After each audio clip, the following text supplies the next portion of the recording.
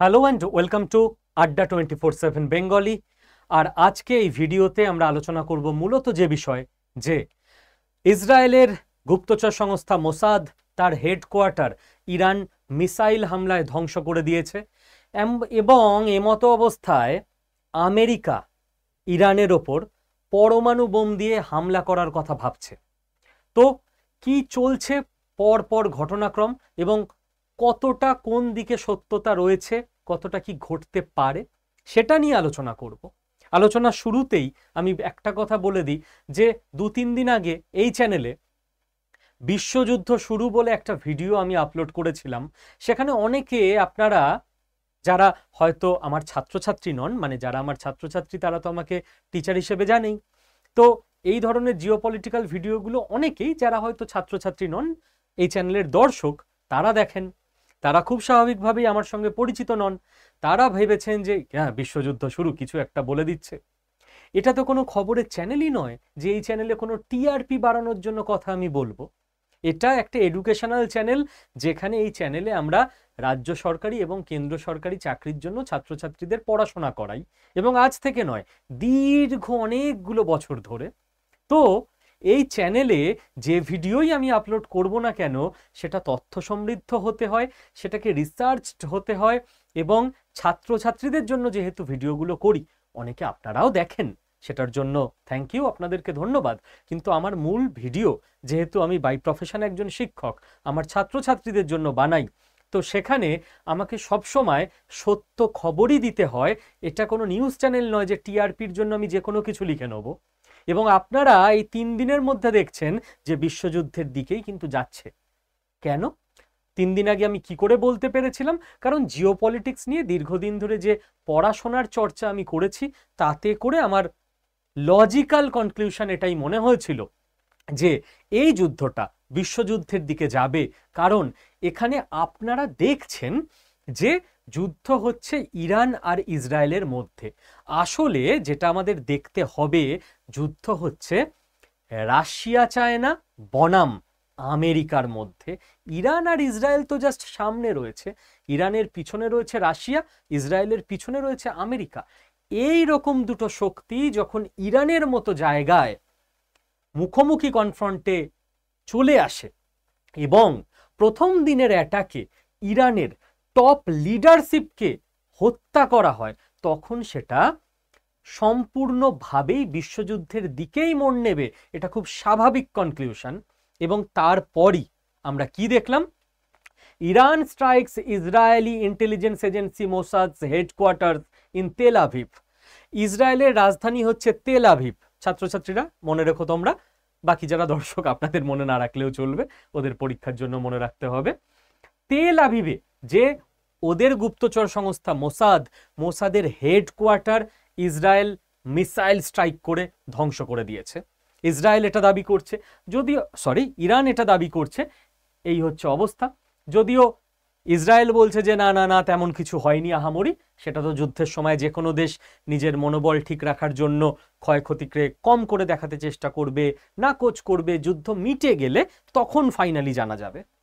এবং আমি যা যা কিছু আজকে পরপর তথ্য এই ভিডিওতে দেখাবো, কোনোটা আমি পিপিটিতে স্ক্রিনশট নিয়ে আসিনি, আমি হাতে লিখে বোঝাচ্ছি না। প্রত্যেকটা এক একটা রেনাউন্ড জাতীয় বা আন্তর্জাতিক স্তরের খবরের কাগজ গুগল থেকে লাইভে আপনাদের দেখাচ্ছি, ঠিক আছে?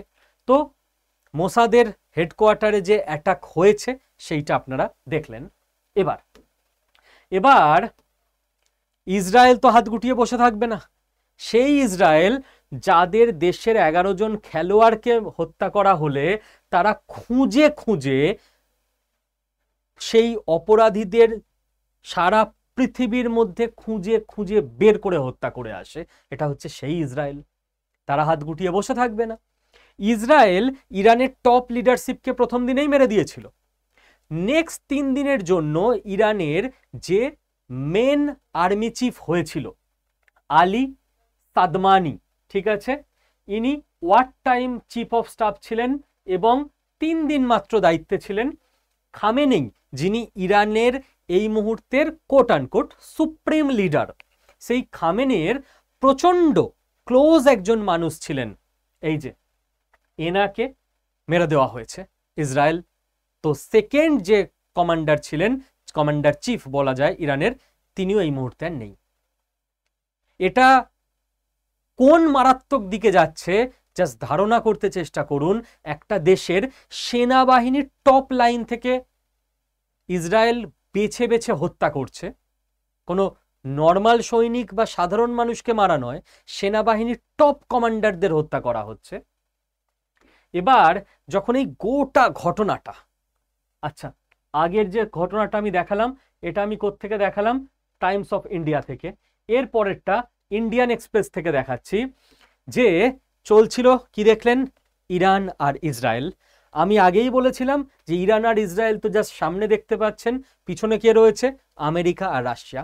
এইবার দেখুন ডোনাল্ড ট্রাম্প আমেরিকার রাষ্ট্রপতি, তিনি কি টুইট করছেন, কেস আরো জটিল হচ্ছে, আমেরিকা এর মধ্যে ডিরেক্টলি ঢুকছে।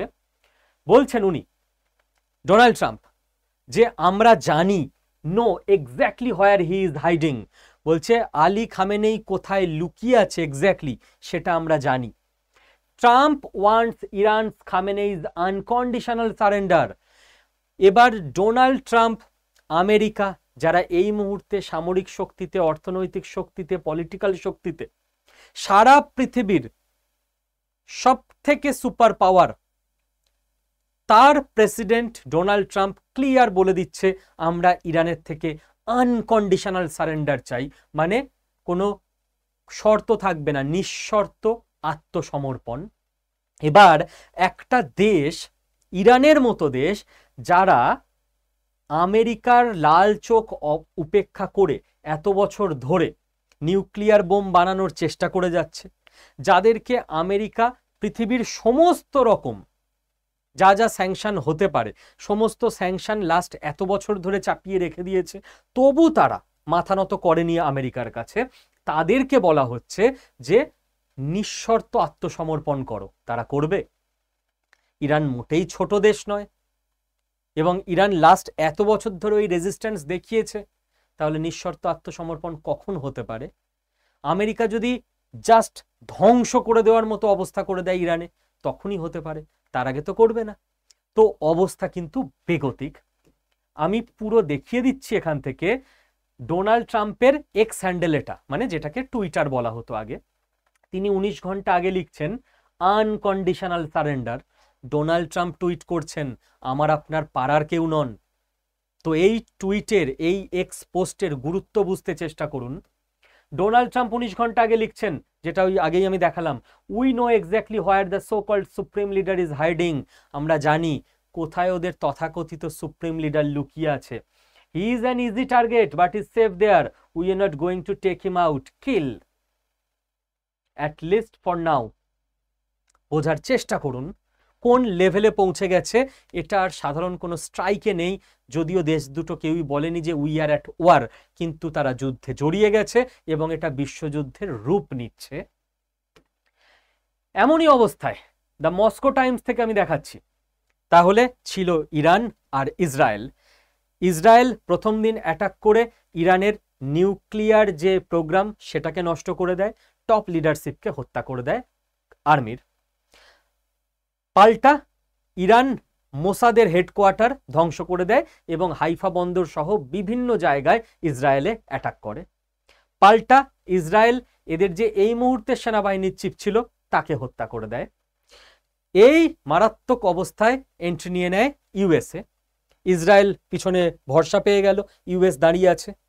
এবার ইরানের পিছনে কি আছে? ইরানকে এতদিন কে সাপোর্ট দিয়ে গেছে? যারাই ইউএসএ বা আমেরিকার শত্রু তাদেরকে সাপোর্ট দিয়ে গেছে রাশিয়া, রাইট? কিন্তু রাশিয়া এই মুহূর্তে জিওপলিটিক্স দেখে মনে হচ্ছে দুর্বল জায়গায় রয়েছে। রাশিয়া এতক্ষণ তেহরানে বম্বিং করে দেওয়া হলো, ইরানের টপ কমান্ডারদের মেরে দেওয়া হচ্ছে, রাশিয়া এখনো ডিরেক্টলি ইনভলভ হয়নি। কেন হয়নি? তার একটা বড় কারণ হচ্ছে, আমরা 2016-17 দেখেছিলাম যখন বারাক ওবামার সরকার ছিল, সিরিয়ায় বাসাদ আলের যে সরকার, সেই সময় কিন্তু আমেরিকার হাত থেকে সিরিয়াকে কেড়ে নিয়েছিল বা বাঁচিয়ে নিয়েছিল ওই সরকারকে রাশিয়া। কিন্তু কারণ সেই সময় রাশিয়া ফ্রি ছিল, রাশিয়া কোথাও জড়িয়ে ছিল না, রাশিয়া এখন ইউক্রেন যুদ্ধের মধ্যে জড়িয়ে আছে। একটা যুদ্ধ চলছে মানে খেয়াল রাখবেন সেখানে রাশিয়ার হাজার হাজার আর্মি রয়েছে, সেখানে রাশিয়ার কোটি কোটি টাকা যাচ্ছে, আর্মিদের ডেলি খাওয়া দাওয়া থেকে শুরু করে গুলি বন্দুক মিসাইল সমস্ত কিছুর জন্য তো টাকা লাগে। এইবার এই অবস্থায় রাশিয়া নিজের সোলজারকে, নিজের সেনাবাহিনীকে ইউক্রেনের দিকে রাখবে নাকি তুলে এনে ইরানে সাহায্য করবে? তো রাশিয়া তো আটকে আছে ইউক্রেনে, রাইট? আমেরিকা তো এরকম কোথাও আটকে নেই যুদ্ধে। আমেরিকা এক এক করে যেখানে দরকার ইসরায়েলকে এগিয়ে দিচ্ছে। প্রথমে হামাসের সঙ্গে গাজায় হলো, ইসরায়েল সামলে নিল, যেটুকু পিছন থেকে ব্যাকিং দেওয়ার আমেরিকা দিয়ে দিল, ওরা তো নিজেরা জড়াচ্ছে না। সেকেন্ড আমরা দেখলাম যে রাশিয়ায় যে ওই সরকার ছিল রাশিয়ার সমর্থিত সিরিয়ায়, সেই সরকারকে আমেরিকা নিজেদের এজেন্সি ব্যবহার করে তাকে উৎখাত করে দিল। রাশিয়ার একটা পরাজয় হলোই ওখানে, এবং যিনি রাষ্ট্রপতি ছিলেন তিনি রাশিয়াতেই সপরিবারে পালিয়ে গেলেন আশ্রয় নেওয়ার জন্য। নেক্সট আমরা দেখলাম যে এইবার রাশিয়াকে আরো ব্যাকফুটে ফেলতে ইসরায়েলকে লেলিয়ে দিয়ে ইরানের ওপর আক্রমণ শুরু করে দিল আমেরিকা। তোরা আটঘাট বেঁধে নেমেছে যে হামাস শায়েস্তা হয়ে গেছে, সিরিয়া ওকে হয়ে গেছে, এবার আমরা ইরানে টার্গেট নেব, কারণ রাশিয়া ওদিকে ইউক্রেনে আটকে আছে, ওকে ইউক্রেন দিয়ে আটকে রাখো। এই সময় রাশিয়া কিন্তু ফুল ফ্লেজেড আসতে পারছে না ইচ্ছে থাকলেও ইরানের সমর্থনে, এবং জিওপলিটিক্স অ্যানালিস্টরা মনে করছেন যে রাশিয়া ইরানের আশা ছেড়ে দিয়েছে, যে ইরান হাত থেকে ফসকে গেল। খুব সম্ভবত ইরানের সরকার চেঞ্জ হয়ে যাবে এবং সুপ্রিম লিডার আলী খামেনেইকে হত্যা করা হবে, এবং আমেরিকার পছন্দের কাউকে, আমেরিকার পাপেট গভর্নমেন্ট ইরানে বসিয়ে দেওয়া হবে। অর্থাৎ ইরান এবার থেকে প্রো রাশিয়া আর থাকবে না, প্রো ইউএসএ হয়ে যাবে। রাশিয়া বোঝা গেল। এরপর যাদের কথা আসে যে চীন, এই সময় একটা অদ্ভুত ঘটনা ঘটতে চলেছে। রাশিয়া কিন্তু সামরিকভাবে চারদিকে যুদ্ধে জড়িয়ে যায়, ওটা ওদের নীতি। কিন্তু কিন্তু ইন্ডিয়া এবং চীন এই দুটো দেশ জড়ায় না। আপনারা দেখে নিন লাস্ট কবে চীন যুদ্ধ করেছে, এত বড় দেশ। লাস্ট কবে ইন্ডিয়া যুদ্ধ করেছে? ইন্ডিয়া তো নিজে বাঁচার জন্য মাঝে মধ্যে পাকিস্তানকে মারতে হয়, কিন্তু যুদ্ধ তো আমরা করি না। তার কারণ ইন্ডিয়া আর চীন এই দুটো দেশ, আগের ভিডিওতেও আমি বলেছি, এদের এখন উত্থানের সময় ইকোনমির দিক থেকে। আর যদি এক মাসের জন্য চীন যদি কোনো যুদ্ধে জড়িয়ে যায় না, ওদের ইকোনমি এখানে ছিল জাস্ট এখানে পড়ে যাবে। কারণ যুদ্ধ মানেই কোটি কোটি টাকার খরচ। সেই জন্য ইন্ডিয়া আর চীন চেষ্টা করে যে আমরা যুদ্ধ এড়িয়ে নিজেদের ইকোনমিক উন্নতি করব। হ্যাঁ, ইন্ডিয়া দুর্ভাগ্য করে এমন প্রতিবেশী পেয়েছে যে আমরা না চাইলেও মাঝে মধ্যে ওদের পেটানোর জন্য আমাদের সেনাবাহিনীকে যেতে হয়, না হলে টেরোরিস্ট পাঠিয়ে দেবে। তো খালি ইকোনমির উন্নতি করলে তো হবে না, টেরোরিস্টদের থেকেও তো বেঁচে থাকতে হবে। বাট পাশে ওই রকম প্রতিবেশী না থাকলে ইন্ডিয়া কখনোই এইসব ছোটখাটো অপারেশনও কোনোদিন করতো না, বা করবেই বা কেন? ইন্ডিয়ার খেয়ে দিয়ে কি কাজের অভাব পড়েছে? চীন এতদিন যুদ্ধে জড়ায়নি, কিন্তু এইবার প্রথম মনে করা হচ্ছে যে চীন ডাইরেক্ট যুদ্ধে চলে আসতে পারে। আমেরিকা ইসরায়েলের এগেনস্টে ইরানকে সেনা পাঠাতে পারে, সামরিক অস্ত্র পাঠাতে পারে, টাকা দিয়ে হেল্প করতে পারে, নেভি দিয়ে হেল্প করে দিতে পারে। এবং China backs Iran in fight against Israel, foreignpolicy.com এর খবর। এই যে জিওপলিটিক্স যেদিকে যাচ্ছে তাতে এটাই মনে হচ্ছে, চীন এবার ইন্দো প্যাসিফিক যে অঞ্চল, এই গোটা রিজিয়নে নিজের স্ট্রং উপস্থিতি এবং মেসেজ আমেরিকাকে বার্তা দিতে চায়। এবং ইরানে চীনের কিন্তু প্রচুর প্ল্যানিং রয়েছে লং টার্মে। ইরানকে কিন্তু চীন প্রচুর ব্যাক করেছে লাস্ট কিছু বছরে। আর চীনের এরকম কোনো সমস্যা নেই এই মুহূর্তে রাশিয়ার মতো। রাশিয়া ইউক্রেনে যেমন আটকে আছে, চীন কোনো দিকে এরকম যুদ্ধে আটকে নেই। যদিও চীনের জন্য এটা গুরুত্বপূর্ণ ডিসিশন হবে, কারণ চীন যুদ্ধে জড়ালেই তাদের ইকোনমি ডাউন হয়ে যাবে। তো আর যদি না জড়ায় তাহলে ইরানের মতো পার্টনারকে চীনের হাতছাড়া হতে হবে। এবার ইন্ডিয়া কোন দিকে কোন পক্ষ নেবে সেই আলোচনায় তো আমি আসবই, তার আগে একটু মজার আলোচনা হয়ে যাক, ঠিক আছে? মানে মজাদারই ব্যাপার বটে, আমাদের দুই ধারে দুই যা প্রতিবেশী, বিনোদন আর বিনোদন। ভালো করে দেখবেন, এই যে ইনি হচ্ছেন মাহসেন Rezaei, a senior Iranian military commander and member of the National Security Council. ইরানে ডিফেন্স সেক্টরে ইনি একজন খুব গণ্যমান্য ব্যক্তি, সিনিয়র কমান্ডার। তো ইনি পাড়ার চায়ের দোকানে বসে থাকা লোক নয় যে ওরকম তো অনেকেই বলে, এনার কথার একটা ভ্যালু আছে। ইনি কি বলেছে দেখুন, ইনি বলেছেন Pakistan will নিউক Israel if dot dot dot dot, বলেছে ইসরায়েল যদি আমাদের ওপর পরমাণু হামলা করে বা বেশি হামলা করে আমেরিকাকে সঙ্গে নিয়ে, তাহলে আমাদের হয়ে পাকিস্তান জবাব দেবে। আর পাস, মানে মানুষ ভরসা করার, মানে ঠিক আছে, মানে পাকিস্তানকে লোকে কি করে ভরসা করতে পারে? এবং এই ভদ্রলোকের মাথা কিরম খারাপ হয়ে গেছে, ইনি said Pakistan backs Iran and urged Muslim unity. এই ধর্মের কথা যখনই কারোর মাথায় আসে না, নিজে তো ডোবেই, আশেপাশে সবাইকে সঙ্গে নিয়ে ডোবে। যুদ্ধ হচ্ছে জিওপলিটিক্সের জন্য, ওখানে ধর্ম কোত্থেকে এলো ভাই? ইনি মাঝখান থেকে পাকিস্তানকে ডাক দিয়েছে মুসলিম ইউনিটি।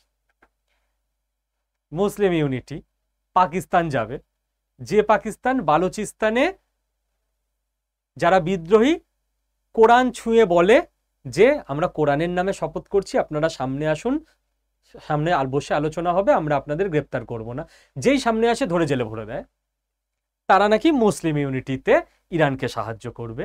তো নাও, এবার এই কথাটা যখন ইরানের কমান্ডার বলেছে, পাকিস্তান চুপ করে থাকতে পারতো অন্তত, যে আমরা হ্যাঁ না কিচ্ছু বলছি না, নো কমেন্ট। ইন্ডিয়া অনেক সময় এরকম স্ট্যান্ড পয়েন্ট নেয়। পাকিস্তান নিজেই ভয় পেয়ে গিয়ে, ওদের কেউ কিছু বলেনি, নিজেই ভয় পেয়ে গেছে, ইরি বাবারে এই ইরান বলে দিয়েছে যে আমরা সাপোর্ট করব, এটা শুনেই যদি এক্ষুনি ইসরায়েল এসে দু চারটে বোমটম ফেলে দিয়ে যায় আমাদের দেশে, আমাদের কি হবে? বলে নিজেরাই সবাইকে সাফাই গাইতে শুরু করে দিয়েছে, কেউ ওদের কিচ্ছু কোশ্চেন করেনি। এই যে কি হয়েছে, ইনি বলছেন, ঠিক আছে, পার্লামেন্টে দাঁড়িয়ে ডেপুটি প্রাইম মিনিস্টার পাকিস্তানের, তিনি বলছেন যে this is irresponsible and false news. নিজেই সাফাই দিচ্ছেন দেশকে, সারা পৃথিবীকে, কেউ কিন্তু সাফাই চায়নি, ঠিক আছে। From our side there has been no such statement, it was fabricated. বলছে আমরা এরকম কিচ্ছু বলিনি, এসব বানানো হয়েছে, ফলস নিউজ, মিথ্যে কথা, আমাদের কিচ্ছু করবেন না, আমরা কিছু করব না, আমাদের মারবেন না, ঠিক আছে। এই হচ্ছে আমাদের প্রতিবেশী বীর পাকিস্তান। মুসলিম ইউনিটি ইরানকে হেল্প করতে হবে, ইরানের সিনিয়র কমান্ডার এখনো মনে করেন। সিনিয়র কমান্ডার মানুষ একজন, তার মাথায় এরকম দুর্বুদ্ধি কি করে হয় যে পাকিস্তান হেল্প করবে, এটা কেউ ভাবে? ঠিক আছে। এবং আমি বলে রাখছি, এটা আমি অসমর্থিত সূত্রে খবর বলছি, সমর্থিত সূত্রের আমি কোনো যেরকম প্রত্যেকটা নিউজ দেখিয়ে দিচ্ছি সেটা দেখাতে পারবো না। পাকিস্তানি এয়ারফোর্স ইরানের ওপর নজর রাখছে, বর্ডারের এরিয়ায় বা নিজেদের স্যাটেলাইট ইত্যাদি যেটুকু আছে। ইরানে যা মিলিটারি ডিপ্লয়মেন্ট হচ্ছে, যেটুকু খবর পাশে বসে পাকিস্তান পাচ্ছে, সেই খবর পাকিস্তান ইউএসএ এবং ইসরায়েলকে সাপ্লাই করছে, ইরানের পিঠে ছুরি মারছে পাকিস্তান। ওটা ওরা সামনে স্বীকার করবে না, পিছনে। আর ইরান ভাবছে সাপোর্ট করবে, যেই সাপোর্ট করবে বলছে, ওরা আগে এসে বলছে না না না আমরা সাপোর্ট করবো না, আমরা কেউ নই। এই হচ্ছে পাকিস্তান, ঠিক আছে। এবার ইন্ডিয়া কি করবে? ও আচ্ছা, আমাদের এই পাশের দেশের বাংলাদেশের কিছু লোকজন আছে, তারা মোটামুটি বেশ কিছু মিসাইল টিসাইল বানিয়েছে, বাঁশ দিয়ে বানিয়েছে, অসুবিধা কিছু নেই। তো ওইগুলো নিয়ে ওরা ইরানে যাচ্ছে, ইরানের হয়ে যুদ্ধ টুদ্ধ করবে, ঠিক আছে। ওরা জানেও না যে কি জিওপলিটিক্স, কেন যুদ্ধ হয়েছে, ওদের মনে হচ্ছে হ্যাঁ ওই ওরা শুনেছে যে ইরান হচ্ছে মুসলিম দেশ, বোধবুদ্ধি নেই, আচ্ছা মুসলিম দেশ, আচ্ছা আমিও ধর্মে মুসলিম, চলো মারামারি করতে যাই। ভারতেও প্রচুর মুসলিম আছে, বাংলাদেশের থেকে অনেক বেশি, তারা কেউ কোনো জায়গায় যুদ্ধ হলে হিন্দু মুসলিম খ্রিস্টান এইসব ভেবে ধর্মের ভিত্তিতে যুদ্ধ করতে যায় না। এটা হচ্ছে শিক্ষা আর অশিক্ষার পার্থক্য। যুদ্ধ হয় দেশে দেশে, সেখানে হিন্দু মুসলিম খ্রিস্টান এসব থেকে এলো। তো বাংলাদেশি ভাইরা না না না, আপনারা একদম ডিমোটিভেটেড হবেন না, আপনারা এক কাজ করুন, কিছু নৌকা বানান, ঠিক আছে? নৌকা করে ম্যাপ আমি দেখিয়ে দেবো, ওই বঙ্গোপসাগর দিয়ে ওখান দিয়ে বেরিয়ে মোটামুটি ইরানের ওদিকে পৌঁছে যাওয়া যাবে, ঠিক আছে? আর কিছু বাঁশ টাস নিয়ে নেবেন, কিছু গুলতি টুলতি নেবেন, ওখান থেকে আপনারা ইসরায়েলি প্লেন টেন এলে গুলতি ছুড়বেন, একদম জিততেই হবে, ফুল সাপোর্ট, ঠিক আছে? এইবার ইন্ডিয়া কি করবে? ইন্ডিয়া এই সময় যেটা করবে সেটা খুব ক্লিয়ার। ইন্ডিয়া না তো ইউএস ইসরায়েলের সাপোর্টে চলে যাবে, ইন্ডিয়া না তো চীন রাশিয়ার সাপোর্টে চলে যাবে। আচ্ছা, আর একটা কথা বলে রাখি, আপনাদের অনেকের এই মুহূর্তে মনে হতে পারে যে ইউএস আর ইসরায়েল তো ইজিলি জিতে যাবে যুদ্ধটা, বাট এটুকু মনে করিয়ে দিই, ইরান ছোট দেশ নয়। এটুকু মনে করিয়ে দিই, চীন আর রাশিয়া যে কোনো টাইমে আলোচনা করে অ্যাক্টিভেট হয়ে গিয়ে ইরানের পাশে এসে দাঁড়াতে পারে। এটুকু মনে করিয়ে দিই, ইরানের সমর্থিত বিভিন্ন জঙ্গি গোষ্ঠী সারা পৃথিবীতে ছড়িয়ে আছে, যারা আমেরিকা এবং আমেরিকার বন্ধুস্থানীয় বিভিন্ন গোষ্ঠীর ওপর এনি টাইম যে কোনো জায়গা থেকে অ্যাটাক করতে পারে। এটুকু মনে করিয়ে দিই, ইরান লাস্ট এত বছর ধরে আমেরিকার বিরুদ্ধে কিন্তু লড়াইটা লড়ে আসছে। তো ওরা যদি রেজিস্ট্যান্স মারাত্মক দেখিয়ে দেয়, গল্প কিছু অন্যরকমও হতে পারে। In the meantime India কি করবে? ইন্ডিয়ার সঙ্গে ইসরায়েলের সুন্দর সম্পর্ক, এবং কার্গিল যুদ্ধের সময় যে দেশগুলো সরাসরি ইন্ডিয়াকে সাহায্য করেছিল টেকনোলজি দিয়ে, অস্ত্র দিয়ে, তাদের মধ্যে ইসরায়েল অন্যতম। ইসরায়েলের সাধারণ মানুষ ইন্ডিয়ানদের ভালোবাসে, ইন্ডিয়ার সাধারণ মানুষ ইসরায়েলিদের ভালোবাসে, আমাদের সঙ্গে ইসরায়েলের কোনো সমস্যা নেই। তাহলে কি আমরা ইসরায়েলের সমর্থনে ইরানের বিরুদ্ধে চলে যাব? কেন? ইরানের সাধারণ মানুষ ইন্ডিয়াকে ভালোবাসে, ইন্ডিয়ার সাধারণ মানুষ যারা পার্সি ইরানিয়ান তাদের আমরা ভালোবাসি, এবং ইরানের সঙ্গে ইন্ডিয়ারও দীর্ঘদিনের সুসম্পর্ক। এবং জিওপলিটিক্সে কোনো পার্মানেন্ট শত্রু বা পার্মানেন্ট বন্ধু হয় না, পার্মানেন্ট হয় কেবল নিজের দেশের ন্যাশনাল ইন্টারেস্ট। ইরানের চাবাহার বন্দর ইন্ডিয়ার জন্য অত্যন্ত গুরুত্বপূর্ণ। এই হচ্ছে আমাদের ইন্ডিয়া, এই হচ্ছে পাকিস্তান, যেটা অখণ্ড ভারতের অংশ ঠিক সময় হয়ে যাবে। এবার আমরা এই ইন্ডিয়া থেকে পাকিস্তানের ওপর দিয়ে পুরো মিডল ইস্টে কানেক্ট করে নিতে পারি, আমাদের পণ্য সরবরাহ, বিজনেস করা সব কিছুই হতে পারে। কিন্তু ভগবান ভাগ্য করে এরা প্রতিবেশী দিয়েছে আমাদের, ঠিক আছে? কোনো হেল্পে আসে না, খালি জঙ্গি পাঠায়, যার ফলে আমরা এখান দিয়ে বিজনেস করতে পারি না। এবার ইন্ডিয়াকে তো মিডল ইস্টে পৌঁছাতে হবে, আমাদের বিজনেস করতে হবে, ইকোনমি বাড়াতে হবে, দেশকে আরো উন্নত করতে হবে। তো ইন্ডিয়া যেটা করেছে এইটা হচ্ছে ইরানের চাবাহার বন্দর, ঠিক আছে? ইন্ডিয়া যেটা করেছে সেইটা হচ্ছে এই যে চাবাহার বন্দর, এই চাবাহার বন্দরে কোথায় চলে গেল? হ্যাঁ, ইন্ডিয়া জলপথে, এই যে এগুলো সব ইন্ডিয়ার বন্দর, একদম সাউথের বন্দর থেকে, মুম্বাই থেকে, গুজরাট থেকে সবকিছু, এই বন্দর থেকে জলপথে বড় বড় কার্গো করে মালপত্র নিয়ে চলে আসবে চাবাহারে। চাবাহার থেকে রেলপথে এবং সড়ক পথে আমরা চলে যাব মিডল ইস্টের যে কোনো দেশে। এই চাবাহার বন্দর তৈরিতে ইন্ডিয়ার কোটি কোটি বিলিয়ন টাকা, রুপি আর কি আমাদের দেশের হিসেবে ইনভেস্ট করা আছে। তো ইরান আমাদের কাছে এই মুহূর্তে অত্যন্ত গুরুত্বপূর্ণ, এবং ইরানের সঙ্গে ইন্ডিয়ার কোনো সমস্যা নেই। ও কারণে আমরা কেন সমস্যা পাকাবো, কেন আমরা ইরানের এগেনস্টে যেতে যাব? তো ইন্ডিয়া এখন যেটা করবে আপনারা মিলিয়ে নেবেন, সেটা হচ্ছে মোদিজি বিভিন্ন জায়গায় যাবে আর বলবেন যে এটা শান্তির সময়, আপনারা কথা বলুন, শান্তি সমঝোতা করুন। ইরানকেও ইন্ডিয়া বলবে যে বন্ধু দেখো, তোমাদের হয়ে আমরা লড়বো না ইসরায়েলের এগেনস্টে, তোমাদের যদি কোনো মেডিকেল হেল্প লাগে, তোমাদের জন্য যদি খাদ্যদ্রব্য লাগে, যদি এই সব কিছু লাগে, আমরা পুরো পাশে আছি হিউম্যানিটেরিয়ান গ্রাউন্ডে, মানবাধিকারের দিক থেকে। এবং তোমরা যদি শান্তির আলোচনা করতে চাও, যদি আমরা কোনো হেল্প করতে পারি, আমরা পুরো পাশে আছি। এবং ইন্ডিয়া ইসরায়েলকেও সেম কথা বলবে যে বন্ধু তোমাদের সঙ্গে আমাদের কোনো শত্রুতা নেই, কিন্তু তাই বলে তোমাদের হয়ে আমরা ইরানের সঙ্গে লড়তে যাব না। তোমাদের যদি কোনো হেল্প লাগে ইরানের সঙ্গে কথা বলবে, ইন্ডিয়ার যদি কোনো মধ্যস্থতা করতে হয় তাহলে আমরা অলওয়েজ আছি। এই সময় ইন্ডিয়া কোনোভাবে যুদ্ধে না জড়িয়ে কেবল এবং কেবল যেটা করবে সেইটা হচ্ছে নিজের দেশের ইকোনমি এবং পুরো ওয়ার্ল্ড স্টেজে নিজের জায়গাকে স্ট্রং বানাবে, এবং এটাই আমাদের করা উচিত। ইন্ডিয়া ইন্ডিয়ার বন্ধু, আর কেউ বন্ধু নয়। এইবার এই ভিডিওর লাস্টে যে কথাটা আমি বলবো, যে ভিডিওতে কেন লিখেছি যে এবার কি পরমাণু হামলা হবে। দেখুন, যদি কোনো সাধারণ মানুষ এই কথা বলতো, যদি আমেরিকানরা সোশ্যাল মিডিয়ায় এ কথা বলতো, তাহলে আমি এটা নিয়ে ভিডিও বানাবার মানুষই নই, কারণ কোনো টিআরপি পাওয়া আমার লক্ষ্য বা উদ্দেশ্য নয়। আমাদের দেশে ডক্টর এস জয়শঙ্করের ভূমিকা কিরকম জানেন? আইএফএস অফিসার ছিলেন, ইন্ডিয়ান ফরেন সার্ভিস অ্যাম্বাসাডার, বোঝেন তো? ডক্টর এস জয়শঙ্কর চীনে ভারতের অ্যাম্বাসাডার ছিলেন, আমেরিকায় ভারতের অ্যাম্বাসাডার ছিলেন, রাজদূত। বড় বড় আইএফএস অফিসাররা হয়। এরকম সমস্ত দেশের অ্যাম্বাসি সমস্ত দেশে থাকে কম বেশি।